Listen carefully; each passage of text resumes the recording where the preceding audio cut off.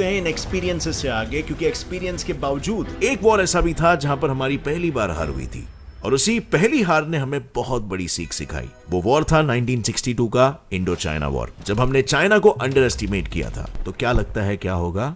हम हार गए और साथ ही हार गए अरुणाचल प्रदेश और अक्साई चीन के हिस्सों को। इस जंग में हमने अगर कुछ पाया तो वो था बस एक सबक, एक सीख, और उस सीख ने जन्म दिया एक नए आर्म्ड फोर्सेस के ब्रांच को, स्पेशल फ्रंटियर फोर्स, जिनका काम है इंडिया चाइना बॉर्डर्स पर सीक्रेट ऑपरेशंस कंडक्ट करना एंड इंटेलिजेंस डेटा को गैदर करना। और इसी के साथ हम तैयार थे चाइना से लड़ने के लिए। बट फर्स्ट चाइना के चेले से निपटना होगा, और उनसे निपटने के लिए हमारी मदद की फ्रांस एंड ब्रिटेन ने by supplying World War II era British centurion tanks, French AMX-13 tanks, World War II era के कुछ American M4 Sherman tanks and काफी सारा मॉरल सपोर्ट। नाइस। बट जहां फ्रांस और ब्रिटेन हमारी मदद कर रहे थे, वहां कोई और भी था जो पाकिस्तान की मदद कर रहा था, which was not China, but it was US. They supplied the most modernized and the most powerful weapons, the modern M48 Patton tanks and F-86 Sabre jets. पर शायद इतिहास को ना, इंडियन आर्म्ड फोर्स को कुछ और ही मंजूर था, क्योंकि यूं कहूं तो हाउस द जोश के जोश की शुरुआत यहीं से हुई थी। हमारे जोशीले आर्म्ड फोर्सेस ने पहली बार इंटरनेशनल बॉर्डर क्रॉस की और लाहौर तक जा पहुंचे, जहां उन्होंने वर्ल्ड वॉर II एरा के टैंक से ऐसे वार किए कि उसने यूएस के मॉडर्न टैंक्स तक को चकनाचूर कर दिया, जिससे एक बात तो साफ हो गई थी कि जीत पाकिस्तान की नहीं, हिंदुस्तान की होने वाली थी।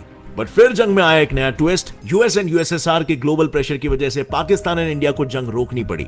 जंग रोकना यानी कि नेगोशिएटिंग टेबल पर बैठना, और उस टेबल पर हमने ताशकेंट एग्रीमेंट साइन किया। वॉर के बाद दो नए मिलिट्री और इंटेलिजेंस यूनिट शामिल हुए। Number 1, counter terrorism, counter insurgency, special reconnaissance और होस्टेज रेस्क्यू के लिए फोर्स में आई पैरा स्पेशल फोर्सेज। नंबर 2, साथ ही फोर्स में आया इंडिया का पहला फॉरेन इंटेलिजेंस सर्विस यानी कि इंडिया का CIA यानी कि research and analysis wing raw, जिसका सिर्फ नाम ही काफी है, क्योंकि वो क्या करती है ये आप सभी को पता है। जहां हम अपनी पहचान बना रहे थे, वहीं कोई और अपनी पहचान खो रहा था। इट वॉज ईस्ट पाकिस्तान, जिन्हें चाहिए थी आजादी। आजादी के लिए शुरू हुआ जंग ने बिठाया डर, और डर को चाहिए था सहारा, और उनका वो सहारा बना हिंदुस्तान।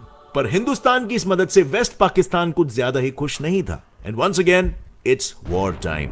3 दिसंबर 1971 को पाकिस्तान एयरफोर्स ने इंडिया के 11 एयरफोर्स बेसेस और स्टेशंस पर कर दिए कुछ सरप्राइज हमले, जिसके मुंह तोड़ जवाब के लिए हमने Russian made fast missile boats का दुनिया में फर्स्ट टाइम इस्तेमाल करके कराची पोर्ट को फोड़ दिया और पाकिस्तान नेवी और मर्चेंट नेवी के शिप्स को तबाह कर दिया। और हमने इस जंग को जीतकर ईस्ट पाकिस्तान को एक आजाद देश बना दिया, बांग्लादेश।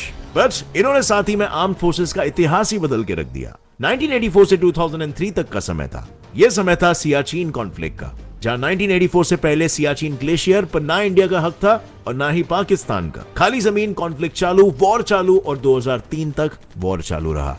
और इंडिया वॉर के साथ साथ सियाचिन का 2500 स्क्वायर किलोमीटर का एरिया जीत गया। 1999 में हमने पाकिस्तान को कारगिल वॉर में मुंह तोड़ जवाब दिया, और 2003 के बाद 2004 में IF में शामिल हुए गरुड़ कमांडोज। 2008 में नक्सलवादियों से लड़ने के लिए कोबरा फोर्स में आई, और मुंबई के 26/11 के बाद 2010 में फोर्स 1 फोर्स में आई। इन शॉर्ट, इंडिया ने और इंडियन आर्म्ड फोर्सेस ने हर जंग से कुछ ना कुछ सीखा है। तभी तो हम सीपॉइस यानी कि वॉचमैन से आज मार्कोस, कोबरा और पैरा कमांडो जैसे डेडलीस्ट फोर्सेस बने हैं। जैसे आपको अपने बुक लव और सेल्फ लव को सेलिब्रेट करने के लिए